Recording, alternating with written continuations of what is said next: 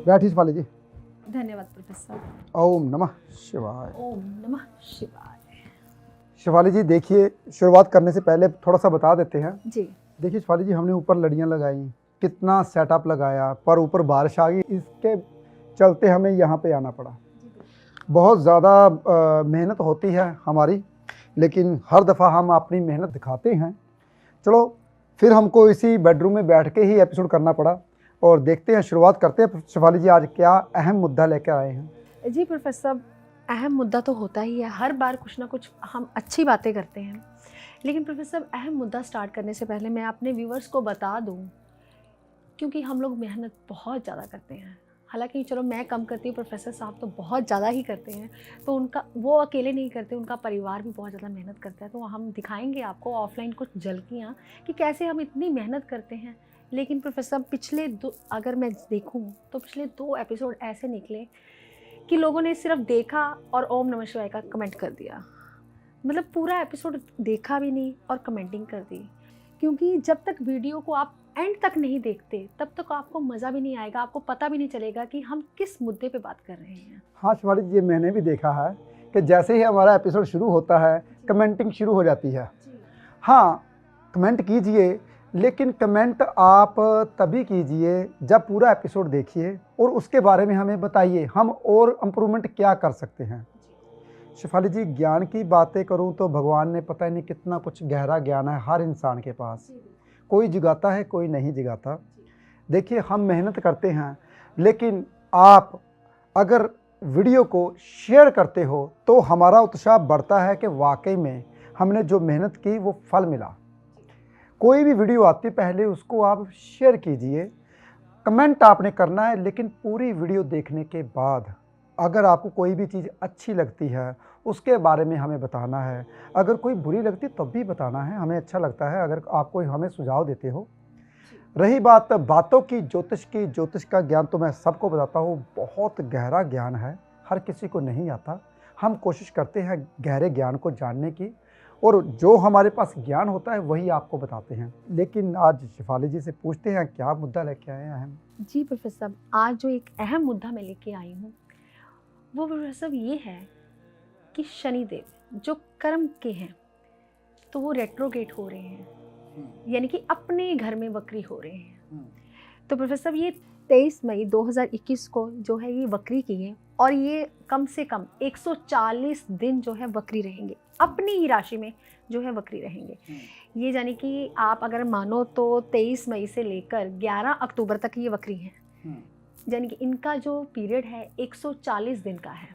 तो प्रोफेसर मैं जानना चाहती हूँ इन 12 लग्नों पर शनिदेव का जो वक्री प्रभाव हो वो कैसा रहेगा। शिफाली जी, लगन की आपने बात की, लेकिन लोग ज़्यादातर राशि के बारे में जानते हैं। जी प्रोफेसर, लेकिन आपके एपिसोड देखते देखते लोग आधे तो जोशी बन चुके हैं। अब मुझे लगता है कि तकरीबन 80% लोग जो है वो घर बैठे जोशी बन चुके हैं। हर इंसान को पता चल गया कि लगन क्या होता है, राशि क्या होती है। ये आपने सबको सिखा दिया। शिफाली जी, अगर मैं मेष लगन की बात करूं, मेष लगन वाले जो हमारा शनिदेव है रेट्रोगेट हो रहा है, उनके लिए कारोबार में पहले से ही दिक्कत चल रही है। तो दसम घर की जो कर्म का मालिक है, कर्म का मालिक कहीं ना कहीं परेशानी देने वाला है। रेट्रोगेट कभी अच्छा नहीं होता, और भी उतार चढ़ाव उनकी ज़िंदगी में आने वाले हैं। ये मैं मोटा मोटा बताऊंगा, बाद में आपको बताऊंगा कि वाकई में शनिदेव होते क्या हैं और हम क्या करते हैं, कौन सी गलतियां करते हैं जिससे हमें हर्जाना भुगतना पड़ता है। जी प्रोफेसर, माफ़ी चाहती हूँ, अभी हम लगन की बात तो ज़रूर करेंगे क्योंकि हमारा एपिसोड ही इसी के ऊपर है, ये मुद्दा हमारा अहम है। लेकिन प्रोफेसर जो शनिदेव है, आपने एक बार बड़े अच्छे ढंग से समझाया था, चल फिर के समझाया था कि एक टांग आगे होती है एक टांग पीछे होती है, तो रेट्रोगेट उसको हम वक्री बोल देते हैं। लेकिन प्रोफेसर जो शनिदेव होते हैं वो जस्टिस होते हैं, न्यायप्रिय होते हैं। लेकिन आप शनिदेव के बारे में क्या कहना चाहेंगे कि ये जब वक्री हुए हैं 140 दिन के लिए, ये क्यों हर साल ही होते हैं? ये बात नहीं है, अनोखी बात नहीं है कि इस बार ही हो रहे हैं। हर साल का इनका है कि हर साल वक्री होते हैं।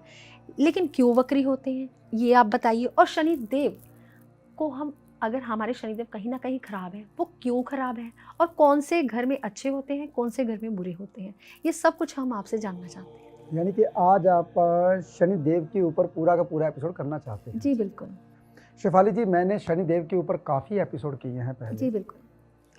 बहुत से ऐसे एपिसोड किए हैं शनि देव के ऊपर, ताकि जो शनि देव हैं आपके लिए अच्छे होते हैं या बुरे होते हैं, कौन से घर में अच्छे होते हैं, ये मैंने बताया था। जी। लेकिन शिवाली जी कहते हैं दोबारा से फिर बताइए कि शनिदेव क्यों वक्री होते हैं। वक्री के बारे में मैंने बहुत बारीकी में बताया था कि पृथ्वी में जब हमें सूर्य की गति के बारे में पता चलता है तो शनिदेव हमें पीछे दिखाई देते हैं। मैंने आपको बोर्ड में समझाया भी था। तो हमें वक्री दिखाई देते हैं, लेकिन कोई भी ग्रह वक्री नहीं होता। हमें पृथ्वी में जो खड़े लोग उनको दिखाई देते हैं, जी। तो इसलिए उनको वक्री बोला जाता है। लेकिन रही बात अब वक्री क्यों होते हैं, ये तो मैंने बता दिया, वक्री होते ही नहीं हैं, हमें दिखाई देते हैं तभी। लेकिन अगर ज़्यादातर उसी डिग्री के ऊपर घूमते हैं तो समझ लीजिए खतरे की घंटी बजने वाली है। मकर राशि में खासकर, मकर राशि में जो शनिदेव वक्री हो रहे हैं, ये अच्छा संकेत नहीं है, ये अच्छे नहीं होते, क्योंकि मकर राशि शनिदेव की अच्छी राशि नहीं है। मूल त्रिकोण राशि शनिदेव की है, जो कुंभ राशि है। शनिदेव की मकर राशि कभी भी अच्छी नहीं होती। शिवाली जी, आपने देखा होगा, हम सुबह सुबह सैर कर रहे थे, मुझे याद आ गई यहाँ पे बात जी। और हमने देखा किसी ने ना टूना कर झाड़ू, रखा है। हाँ, टूना कर रखा था, जी। झाड़ू और ताला रखा हुआ था। हम तो वैसे ही, मैं वहम भर्म नहीं मानता, इन चीज़ों को नहीं मानता, बिल्कुल भी नहीं। तो मैंने शेफाली जी को दिखाया, शेफाली जी हमें दिखाई दिया, हम भाग के गए उधर। मैंने कहा शेफाली देखिए किसी ने टूना कर रखा है। तो लोग टूने टोट के अभी भी करते हैं। जी प्रोफेसर, वो ताला और झाड़ू वाली बात कर रहे हैं आप? जो मैंने सुबह सुबह आपको दिखाया था। जी, उसके तो भाग खुल गए होंगे ना, क्योंकि आपके हाथों से वो ताला खुल गया। मैंने शेफाली जी को दिखाया, मैंने कहा ये देखिए शेफाली जी ताला, और ये देखिए झाड़ू। झाड़ू तो दूर हम पकड़ के लेके आते, अच्छे नहीं लगते भाई, इसलिए सुबह सैर का समय था। लेकिन हमें ताला देखा और ताला मैंने खोला, मैंने कहा तेरी किस्मत अब खुल गई भाई। किसी ने उपाय किया है ताले के साथ झाड़ू, यानी कि जिसके कहते हैं ना बंदे बन जाते हैं, उसके लिए ये उपाय है। लेकिन लोग वहम भर्म में पड़े हुए हैं, इसलिए ताला हम उठाएंगे और किसी काम आएगा। हम ये नहीं करेंगे। ये लीजिए ताला हम उठाएंगे। लोग जो है ना वहमो भर्म में पड़े हुए ना, ये वहमो भर्मों के लिए हम बैठे हैं, और इसलिए इस वहम भर्म को हम उठाएंगे, दूर करेंगे। जी प्रोफेसर, आज तो फिर उसका उपाय वाकई में हो गया। लेकिन एक बात ज़िंदगी में याद रखिए, वो मैं था जिसने ये चीज़ बोली। मैंने कहा चलो उसकी किस्मत खोल देते हैं भाई, जिसने बेचारे ने ये किया है। लेकिन ऐसा करना बिल्कुल मना है, क्योंकि ऐसा कभी नहीं करना। आपको पता नहीं ताला क्या होता है, झाड़ू क्या होता है। झाड़ू भी हम शनिदेव को बोलते हैं, क्योंकि जिससे हम कूड़ा करकट इकट्ठा करते हैं। सफाई जो पसंद होता है वो शनिदेव ही होते हैं। और ताला, जो घर के बुजुर्ग होते हैं ना, उसे हम ताला बोलते हैं। देखिए, आपने अपने घर के बुजुर्ग को बाहर फेंक दिया गली में, लोग के ऊपर गाड़ी चढ़ा रहे हैं, लोग उसके ऊपर क्या कर रहे हैं, यानी कि समझ लीजिए आपने शनिदेव को पूरा का पूरा ही खराब कर लिया। झाड़ू भी आपने खिलार के फेंक दिया, यानी कि और ज़्यादा खराब कर लिया। ये टोटका तो आपने कर दिया, लेकिन इसका नतीजा क्या भुगतना पड़ेगा ये आपको पता नहीं, समझ नहीं आएगी। आप कभी जजमेंट नहीं कर पाओगे, कभी सफाई नहीं घर पर कर पाओगे, लोगों के गालियाँ और ताने जरूर सुनोगे ये उपाय करके। चोरी का इल्ज़ाम आपके ऊपर ज़रूर लगेगा, क्योंकि शनिदेव चोरी का भी इल्ज़ाम लगाते हैं। आपको पता है जब राजा विक्रमादित्य के ऊपर चोरी का इल्ज़ाम लगा था, शनिदेव ने भी क्या किया था, वो हंस बनकर माला चुराई थी, क्योंकि सारस्वती शनिदेव की चल रही थी। तो इसलिए चोरी का इल्ज़ाम आपके ऊपर लगेगा, जो ताला ऐसा लगाते हैं और झाड़ू फेंकते हैं। मैंने शेफाली जी को बताया, देखिए आपको सीन दिखाया होगा, एडिटर है हमारे ने, क्योंकि हम जब भी कोई बात करते हैं तो बीच में सीन तो आता ही है। आपने देखा होगा कि कैसे, देखिए कैसे लोग करते क्या हैं। तो हम तो हंसी मजाक में वो चीज़ें कर देते हैं। हम तो ये कहते हैं कि मेरे बोर्ड के ऊपर भी लिखा होता है, वहम भर्म से सख्त परहेज। हम वहम भर्म नहीं करते, ना ही लोगों को वहम भर्म में डालते हैं, लेकिन हम वहम भर्म से निकालते ज़रूर हैं। ऐसे टूने टोकटे के मत कीजिए, इसके पीछे जो आपको हर्जाना भुगतना पड़ता है वो सोच नहीं पाते। आप कहते हैं ना मेरी किस्मत नहीं खुल रही, मेरी शादी नहीं हो रही, मैं ताला लगा के ऐसे कर देता हूँ। शादी तो हो जाएगी, वही लड़की आपको जेल यात्रा कराएगी, क्योंकि शनिदेव तो आपने खराब कर दिया। वही लड़की आपको कामकाज करने नहीं देगी, और क्या होता है पता है आपको, आपने ये काम कर लिया, कभी ज़िंदगी में सक्सेस नहीं हो पाओगे और मकान कभी नहीं बन पाएगा, क्योंकि शनिदेव से ही मकान बनता है। जी। देखिए, लोगों को पता नहीं, टूने टोड़ के हम करते ज़रूर है, लेकिन इसके पीछे क्या साइंटिफिक रीज़न है, क्या आधार है, कितना नुकसान भोगना पड़ता है, ये हमें नहीं पता चलता, लेकिन हम करते ज़रूर हैं। चलो, ये तो बात बीच में आई शनिदेव की, तो मैंने पूरी की। शनिदेव कभी भी मकर राशि में अच्छे नहीं होते। आपको पता होगा, मकर राशि में शनिदेव प्रवेश किए ही कोविड-19 का चक्कर चल गया। देखिए, जैसे ही प्रवेश करने के बाद लोग त्रास त्रास करने लगे। अब शनिदेव मकर राशि में अभी भी चल रहे हैं, तो वक्री होंगे तो और भी परेशानी आने वाली है। चलो, भगवान करे ना ऐसा आए। ओम नमः शिवाय। मैं तो पूरी दुनिया के लिए बोलता हूँ, कभी कोई प्रॉब्लम ना आए। शनिदेव मकर राशि में कभी अच्छे नहीं होते। अगर मैं वृष राशि की बात करूँ तो 9वें घर का मालिक है, भाग्य को जगाने नहीं देगा। 140-41 दिन शिवाली जी ने बोला वक्री हो रहे हैं, तो ऐसा मैं चाहता हूं कि उसका भाग्य खुल जाए वृष लगन वालों का, ताकि भाग्य के मालिक हैं, भाग्य में वक्री हो रहे हैं तो भाग्य को उठने नहीं देंगे। मिथुन लगन की बात करूं, अष्टम घर के मालिक हैं, सेहत को ध्यान रखिए। और दूसरी बात, कभी भी शनिदेव जब भी अष्टम घर में आते हैं तो मुसीबत पैदा करते हैं। जैसे कि मेरा मिथुन लगन है, चलो मेरे को तो कुछ नहीं बोलेंगे। जो इंसान सफाई पसंद होता है, जो इंसान कभी झूठ नहीं बोलता, जो इंसान दूसरों की सेवा भावना करता है, बुजुर्गों की, दूसरों का आशीर्वाद लेता है, कोई भी कभी ग्रह खराब उसे कोई नहीं करता। चलो, मुझे तो नहीं खराब करेगा, लेकिन मिथुन लगन वालों का क्या होगा, जो पहले से इतने परेशान है। मिथुन लगन वाले बहुत ज़्यादा परेशान हैं, और भी परेशानी आने वाली है। कर्क लगन वालों का सप्तम घर का मालिक है भाई, जिसकी शादी हो रखी है, थोड़ी सी मिसअंडरस्टैंडिंग चलेगी, लेकिन अगर बात करूं डेली इनकम की, उसमें कमी आएगी। अगर मैं सिंह लगन वालों की बात करूं, छठे हाउस का मालिक है, शत्रु जाग जाएंगे, शत्रु से नुकसान हो सकता है, लेकिन इसका बहुत ज़्यादा आसान उपाय तो यही है भाई। आपने, मैं सबको बताता हूँ उपाय, मैं लास्ट में बताऊँगा, लेकिन अभी कन्या लगन की बात करूँ तो पंचम घर के मालिक बनते हैं। पंचम घर का जो मालिक होता है अच्छा होता है, कभी बुरा नहीं होता। जब भी रेट्रोग्रेड होता है तो जो आपको बेनिफिट मिलने वाला होता है तो बेनिफिट नहीं मिलता। वो उसकी प्लेसमेंट जब देखेंगे बाद में कि आपका भाग्य का मालिक, अष्टम का मालिक, सप्तम घर का मालिक कहाँ बैठा हुआ है, रेट्रोग्रेड कहाँ हो रहा है। पहले से अगर रेट्रोग्रेड है तो और भी नुकसान करने वाला है। देखिए, अब आई बात तुला राशि की। तुला लगन वाले जो होते हैं, दसम घर का जो दसम राशि आती है चौथे घर में आती है, तो चौथे घर सुखों का होता है। मकान, गाड़ी, व्हीकल की ओर से परेशानी आ सकती है, और सुखों में तो कमी आएगी ही आएगी। अब आई बात वृश्चिक लगन वालों की। वृश्चिक लगन वालों का बनता है तीसरे घर का मालिक। पराक्रम, जोश ठंडा पड़ जाता है, इंसान करता है मेरा कोई काम तो बनता नहीं, क्या फ़ायदा काम करने का, मनोबल टूट जाता है। अब आई बात धनु लगन वालों की। धनु लगन का मालिक दूसरे घर का होता है, थोड़ी सी घर में परेशानी आ सकती है, झगड़ा परेशानी हो सकती है, बुजुर्गों के साथ, जमादारों के साथ या घर वालों के साथ थोड़ी सी परेशानी आ सकती है, पैसे की थोड़ी सी कमी रहेगी, लेकिन मैं उपाय बताऊंगा सबको ताकि जो ठीक रहे। अब आई बात लगन की, मकर लगन वालों की। मकर लगन में वक्री हो रहा है, थोड़ा सा उदासी चलेगी, चिड़चिड़ा स्वभाव बढ़ेगा, लेकिन अगर वो इंसान शनिदेव को मानते हैं, उसकी पूजा आराधना करते हैं और दान पुण्य करते हैं तो ऐसा नहीं होगा। अब आई बात कुंभ लगन वालों की।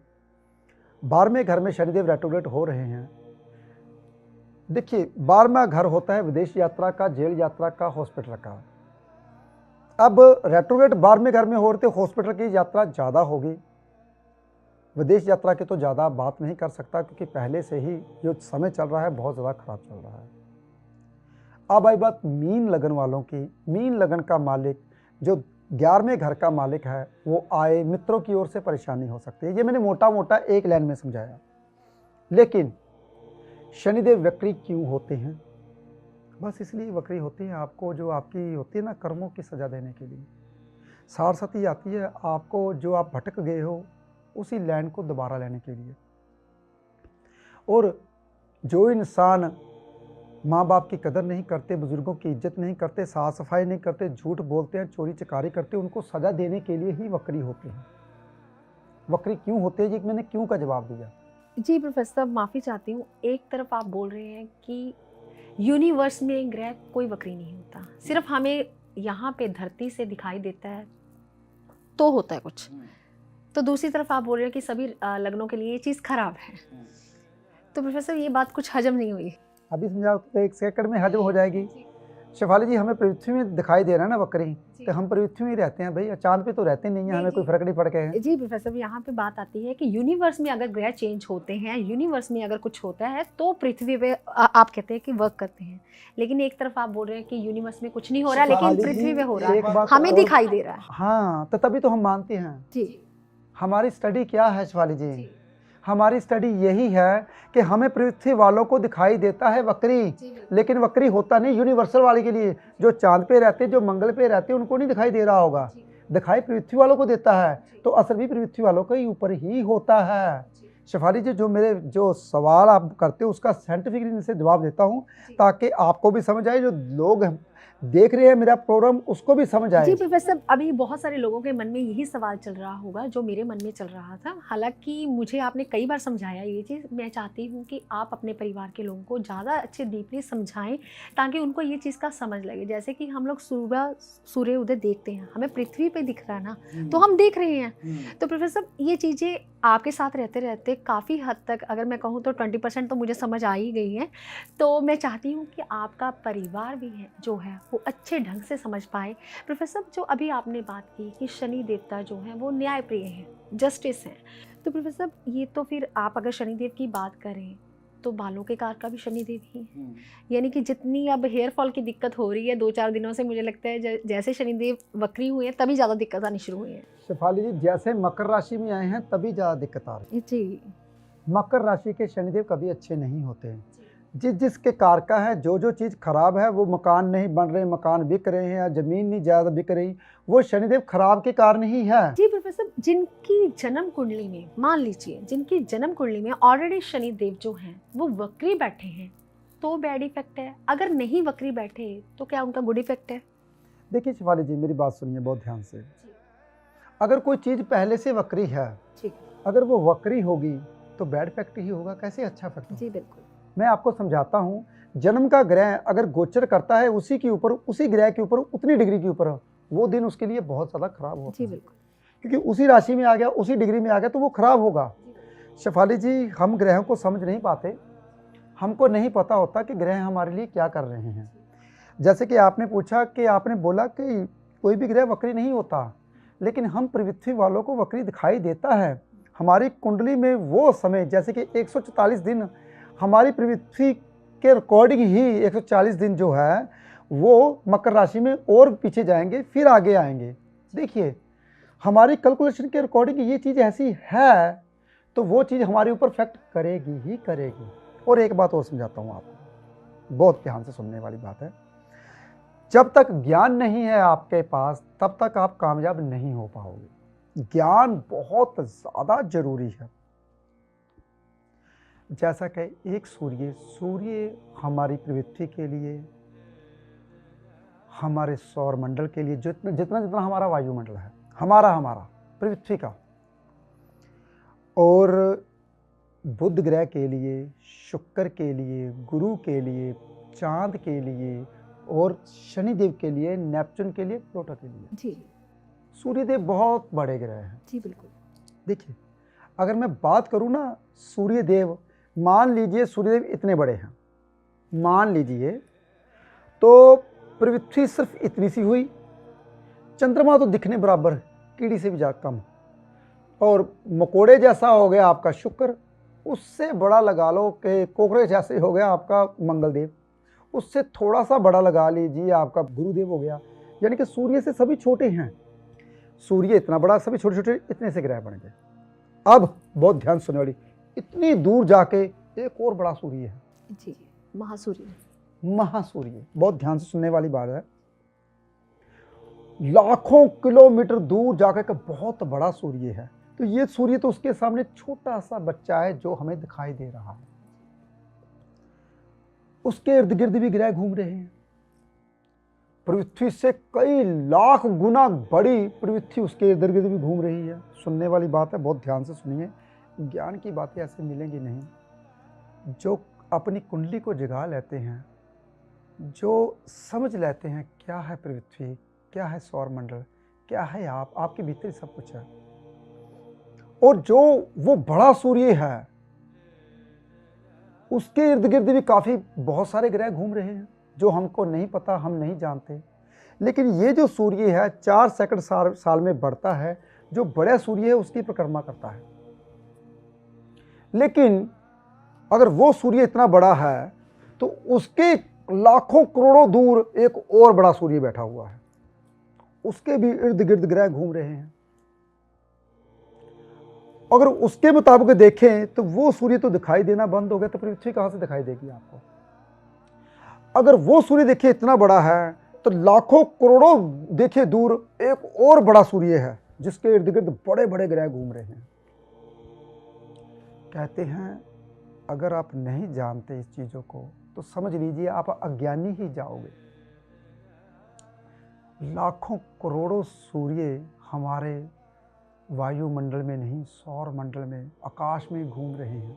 लाखों करोड़ों पृथ्वियां घूम रही हैं जिसके बारे में हम कभी जान ही नहीं पाए। एक पृथ्वी के बारे में अगर हम जान लेना तो समझ लीजिए हम बताने योग्य नहीं रहते।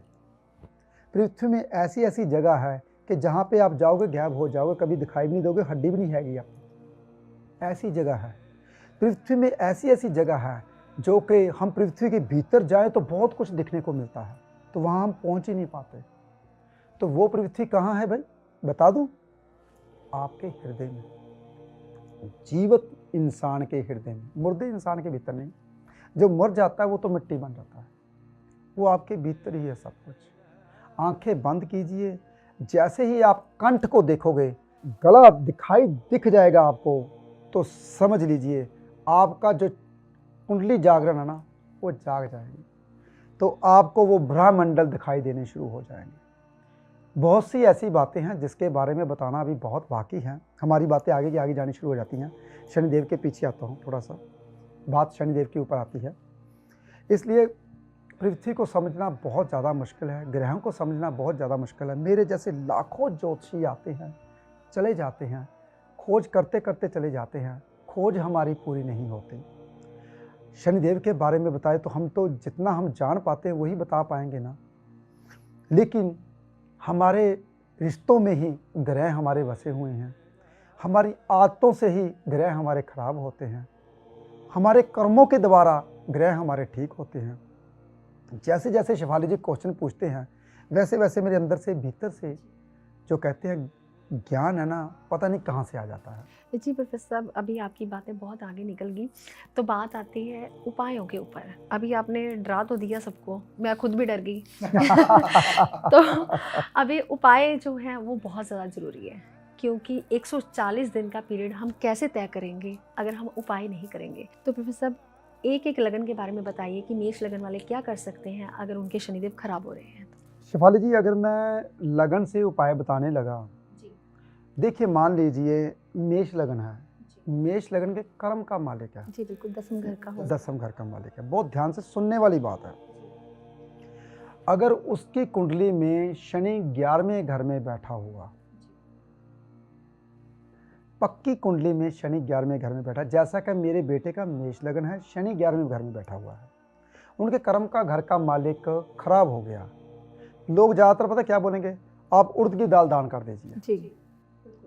तो 11वें घर में शनि होता है तो उड़द की दाल दान करने से उसको नुकसान होता है। इसलिए कभी भी ज़िंदगी में मैं उपाय नहीं बताऊंगा। वो इसलिए नहीं बताऊंगा, क्या पता आपकी कुंडली में ऐसा ही शनिदेव बैठे हों 7वें घर में, तो मैं आपको बता दूं उड़द की दाल दान करो, तो वो आपका जो अच्छा करने वाला था वो खराब करना शुरू कर दे। लगन के मुताबिक मैं शिफाली जी उपाय नहीं बताऊंगा, वो कुंडली देख के ही उपाय बताया जाएगा। ये सटीक उपाय है। जी बिल्कुल। मैं जर्नल उपाय जरूर बता दूंगा कि जर्नल उपाय करने से आपका शनिदेव शांत हो जाएंगे। वो जर्नल उपाय सब लगनों के लिए होगा। ये मैंने साइंटिफिक रीजन से समझाया ताकि ये ना हो कि मैं उपाय बताना नहीं चाहता, ऐसा कुछ नहीं है। मैं उपाय बताना चाहता हूँ, लेकिन क्या पता आपका शनिदेव 7वें घर में बैठा हो, आपका शनिदेव 11वें घर में बैठा हो, तो कभी ज़िंदगी में उड़द की दाल दान नहीं करनी चाहिए। जी। बहुत सी बातें हैं, वर्षफल में कहाँ गया हो सकता है कि शनिदेव आपका वाकई में खराब बैठा जन्म कुंडली में, तो अगर वर्षफल में आपका अच्छा आया हो तो मैं आपको वो खराब चीज़ करवा दूँ, वो भी खराब है शिफाली जी। ठीक। तो मुझे तो देखना पड़ेगा ये कि कई दफ़ा पता क्या होता है शिफाली जी, हम यहाँ पे टीवी पे उपाय बता देते हैं आपने ये उपाय करना है, तो कुछ लोग उपाय करने जाते हैं, कुछ कहते हैं मेरा एक्सीडेंट हो गया, कुछ ये हो गया, वो हो गया। अच्छा, आपको किसने ये उपाय बताया था? मैंने टीवी पे सुना था, देखा सुना होगा आप, जी, ऐसे ही होता है। ऐसे होता है। तो मैंने कहा आपने टीवी पे सुना, मैंने जो बताया जर्नल उपाय वही करना है आपने, अपना दूसरा उपाय क्यों किया? वो आपने बताया तो हमने कर दिया। मैंने कहा आपकी कुंडली तो पहले ही बहुत अच्छा था, तो आपका तो नुकसान होना था अगर वो उपाय करते तो। जी। देखिए, कई दफ़ा ऐसा होता है कि जो मैं जर्नल उपाय बताता हूँ वो पूरी दुनिया कर सकती है, जो मैं जर्नल उपाय नहीं बताता वो कभी नहीं करना आपने। इस बात का खास ध्यान करना है आपने। और उपाय के बारे में उपाय मैं बताऊंगा, लेकिन अगर आप हमें कमेंट में बताओगे कि वाकई में ये कैसा लगा आपको एपिसोड जो हमने देखा, और रही बात शेयर ज़रूर किया कीजिए। जब मैं बार बार शेयर के लिए बोलता हूँ तो दूसरों की आंखें खुलनी बहुत ज़्यादा ज़रूरत है, ताकि ज्योतिष के बारे में जो लोग वहम भरम डाल के बैठे हैं कि ज्योतिषी ऐसे होते हैं, ज्योतिषी ऐसे होते हैं, लोगों के मन में जो ज्योतिषियों के लिए नफरत या ज्योतिष के लिए वहम भरम है वो दूर करने के लिए ऐसे एपिसोड ज़रूर शेयर किया कीजिए जो ज्ञानवर्धक हो। हाँ, उपाय मैं आपको बताने वाला हूँ, ऐसा उपाय बताने वाला हूँ ताकि आप सुन के हैरान हो जाओगे वाकई में ये उपाय कारगर है। आपने क्या करना है, सिर्फ चप्पलों के जोड़े लेने हैं, चाहे 3 चाहे 6। ये चप्पलों के जोड़े किसी मजदूर को देने हैं जिसके पाँव में चप्पल नहीं है, या धार्मिक स्थान पे रख के आने जहाँ पे लोग जाते हैं चप्पल उठा के लेके आ जाते हैं, या धार्मिक स्थान पे जाए बाहर चप्पल लगा के नई चप्पल लगा के आ जाए ताकि जिसको ज़रूरत हो वो डाल के आ जाए। ये सबसे बढ़िया उपाय है शनिदेव को शांत करने के लिए, ताकि शनिदेव सफाई पसंद हैं तो पैर उसके गंदे नहीं होंगे, तो वो जो कंकर उसे पाँव में चुभेंगे नहीं, तो शनिदेव खुश रहेंगे। इससे बढ़िया उपाय नहीं मिलेगा। वो करना कब है? ये शनिवार को ही करना चाहिए। सुबह का टाइम भी कर सकते हो अगर मंदिर में देने हैं, अगर किसी को देने हैं गरीब को तो शाम के टाइम भी दे सकते हो। जी प्रोफेसर, बहुत अच्छा बताया आपने, क्योंकि ये शनिदेव का सबसे सटीक उपाय है जो आपने बताया सबको। लेकिन मुझे लगता है कि जितने भी आपके परिवार के लोग हैं ये सभी करेंगे, क्योंकि सबको पता है कि 140 दिन हम कैसे निकालेंगे, ये उपाय करके ही निकालेंगे। बाकी ये जो एपिसोड्स हैं ये आप ही की डिमांड पे होते हैं, ताकि जिसकी ज़्यादा कमेंटिंग होती है हम वही एपिसोड चूज़ कर लेते हैं कि हाँ इसकी ज़्यादा डिमांड आ रही है तो इस पे एपिसोड जो है वो किया जाए। हालांकि प्रोफेसर गुरदीप बड़ा साहब का जो ज्ञान है वो बहुत ही ज़्यादा है, एक समुंदर की तरह गहरा है। आप जितना चाहे वो ले सकते हो सिर्फ एक कमेंट करके, इसलिए ज़्यादा से ज़्यादा लोगों तक शेयर कीजिए। आपका एक शेयर दूसरे को इतना ज्ञान दे सकता है ताकि उसकी ज़िंदगी भी जो है वो संवर जाए। आप एक लाइक का बटन जरूर दबाइएगा, क्योंकि हमारा उत्साह जो है, मनोबल जो है वो बढ़ता ही रहेगा। आपके लिए ऐसे ऐसे वीडियोस हम लेके आते ही रहेंगे। और आप अपना ध्यान रखें, खुश रहें, स्वस्थ रहें। आज के लिए इतना ही। नमस्कार।